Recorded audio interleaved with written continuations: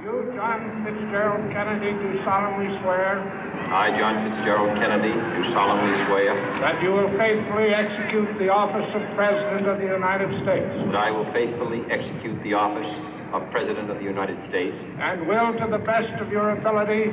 And will, to the best of my ability. Preserve, protect, and defend the Constitution of the United States. Preserve, protect, and defend the Constitution of the United States. So help you God. So help me God.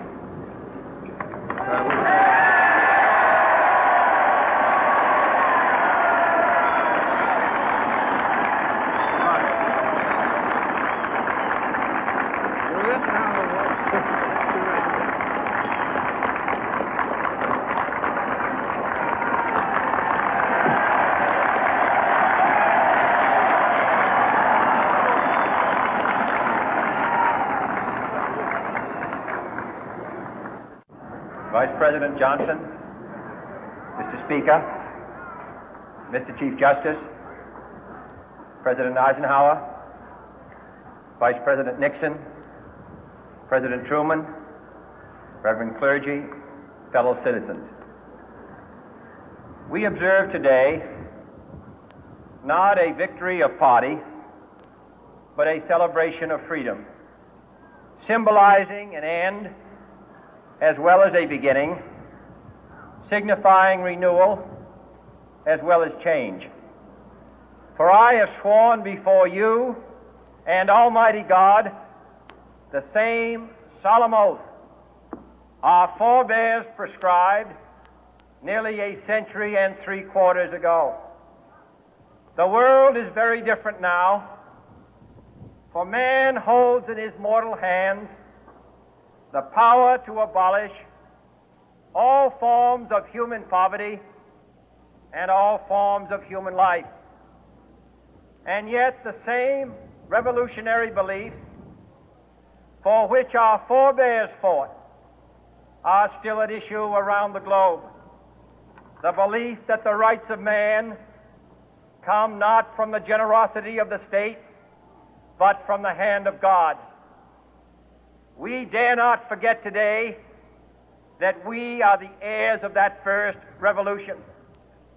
Let the word go forth from this time and place to friend and foe alike that the torch has been passed to a new generation of Americans born in this century, tempered by war, disciplined by a hard and bitter peace, proud of our ancient heritage, and unwilling to witness or permit the slow undoing of those human rights to which this nation has always been committed and to which we are committed today at home and around the world.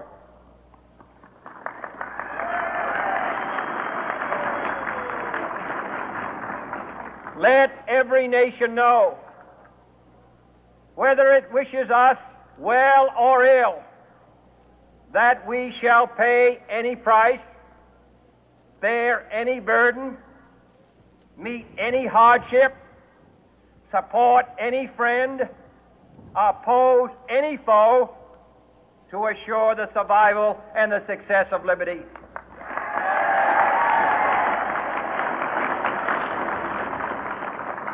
This much we pledge and more. To those old allies whose cultural and spiritual origins we share, we pledge the loyalty of faithful friends. United, there is little we cannot do in a host of cooperative ventures. Divided, there is little we can do, for we dare not meet a powerful challenge at odds and split asunder. To those new states whom we welcome to the ranks of the free, we pledge our word that one form of colonial control shall not have passed away, merely to be replaced by a far more iron tyranny. We shall not always expect to find them supporting our view, but we shall always hope to find them strongly supporting their own freedom, and to remember that in the past, those who foolishly sought power by riding the back of the tiger ended up inside.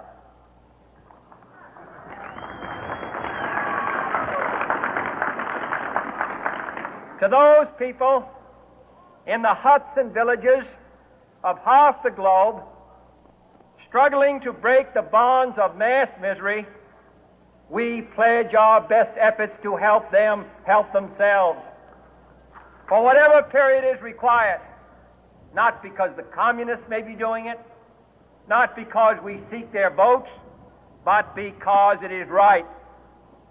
If a free society cannot help the many who are poor, it cannot save the few who are rich.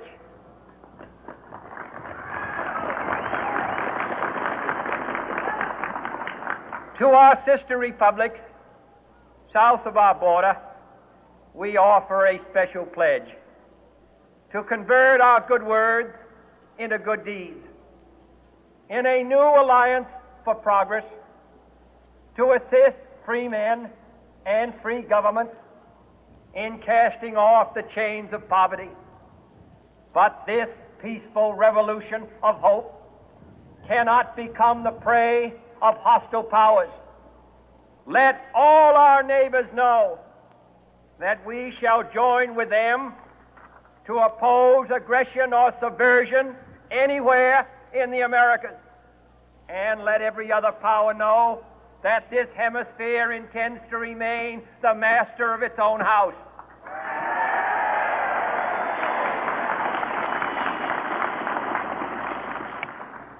To that World Assembly of Sovereign States, the United Nations, our last best hope, in an age where the instruments of war have far outpaced the instruments of peace, we renew our pledge of support to prevent it from becoming merely a forum for invective, to strengthen its shield of the new and the weak, and to enlarge the area in which its writ may run.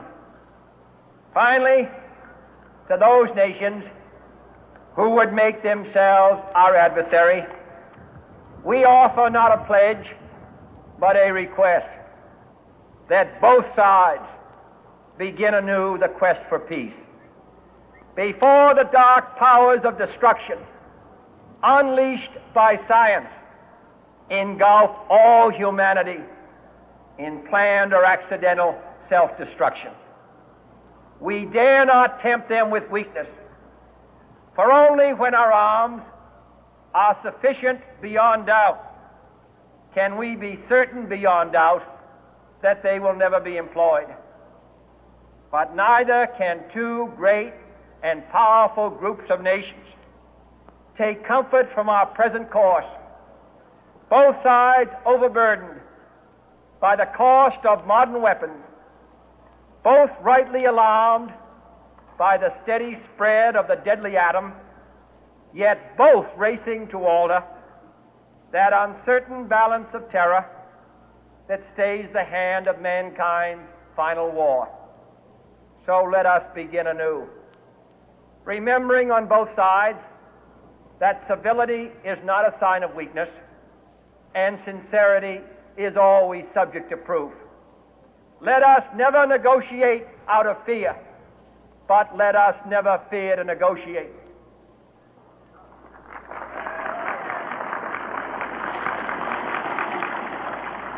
Let both sides explore what problems unite us, instead of belaboring those problems which divide us.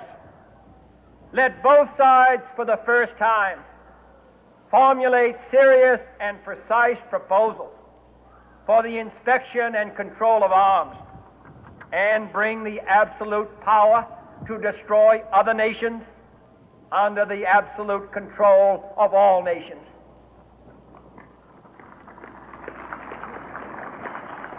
Let both sides seek to invoke the wonders of science instead of its terrors. Together, let us explore the stars, conquer the deserts, eradicate disease, tap the ocean depth, and encourage the arts and commerce. Let both sides unite to heed in all corners of the earth the command of Isaiah to undo the heavy burden and let the oppressed go free. And if a beachhead of cooperation may push back the jungle of suspicion, let both sides join in creating a new endeavor, not a new balance of power, but a new world of law, where the strong are just and the weak secure and the peace preserved.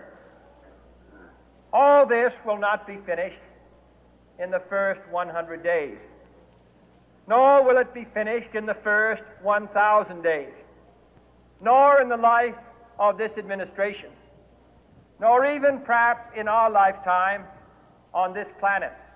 But let us begin.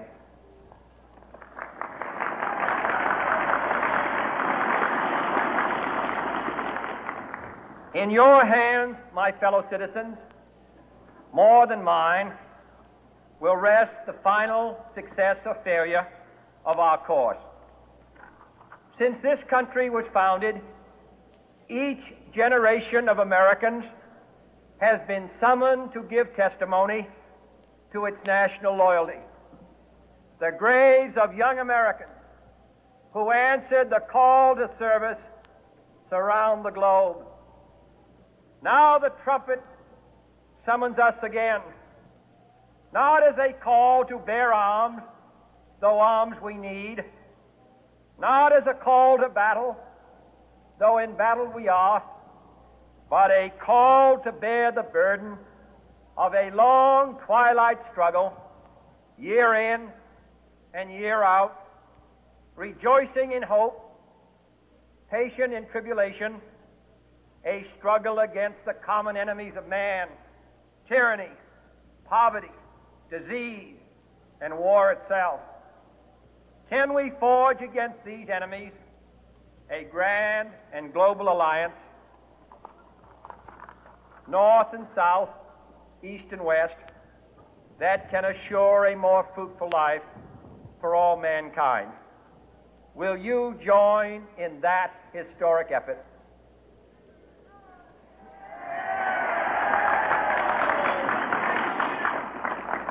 In the long history of the world, only a few generations have been granted the role of defending freedom in its hour of maximum danger.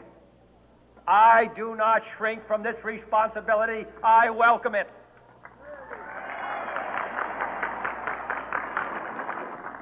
I do not believe that any of us would exchange places with any other people or any other generation. The energy, the faith, the devotion which we bring to this endeavor will light our country and all who serve it. And the glow from that fire can truly light the world. And so, my fellow Americans, ask not what your country can do for you. Ask what you can do for your country.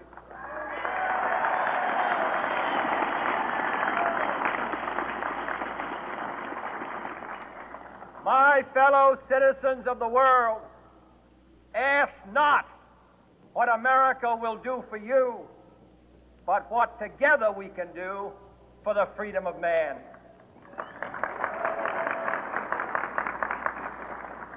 Finally, whether you are citizens of America or citizens of the world, ask of us here the same high standards of strength and sacrifice which we ask of you.